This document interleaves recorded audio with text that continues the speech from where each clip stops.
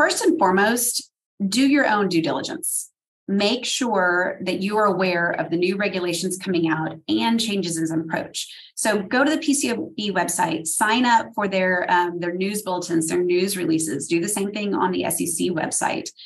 Audit firms are being pushed more and more to truly understand their client's business at a very, very granular level. And we see this, we've seen it a lot in the last year, even more than in years past, during the ICFR risk assessment phase of the external audit.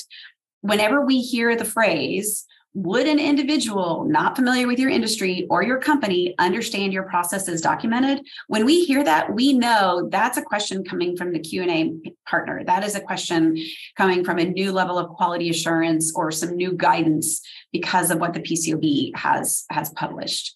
Secondly, make sure you have a consultative relationship with your external audit firm. Obviously, there's a clear line, there's a clear delineation between what the external auditors are allowed to do and not do. But we being the business, we need to proactively reach out to our audit partners and make sure that we're interpreting these changes in the same manner. There is nothing wrong with going and saying, hey, I see this change. This is what I think. Are we on the same page? What you don't want are those last minute surprises.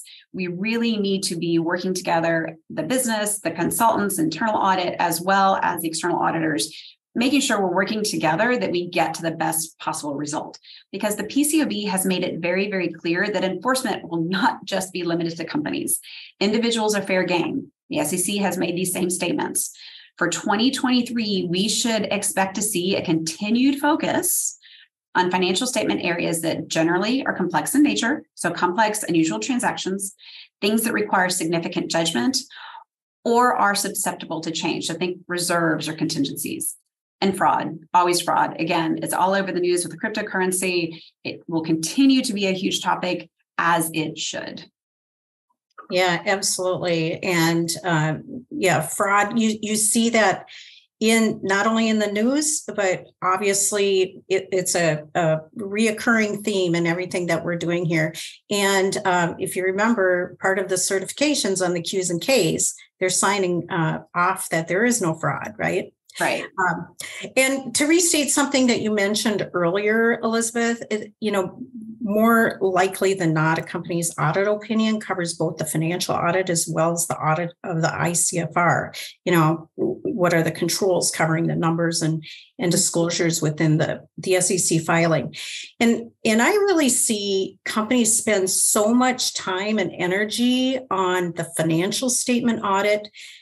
But don't you think, they should be doing the same due diligence and have that same awareness applied to their overall ICFR compliance program?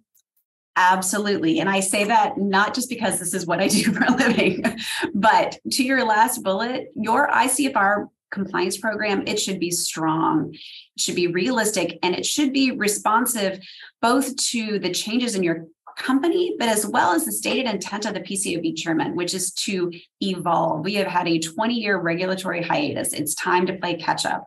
Our ICFR programs must change with the times as well as the regulations. And finally, I would really add, we should all work smarter, not harder. This is really my mantra. You want to take advantage of technology where it is available and make sure that you've got risk and control experts on hand or on your staff to make your life easier.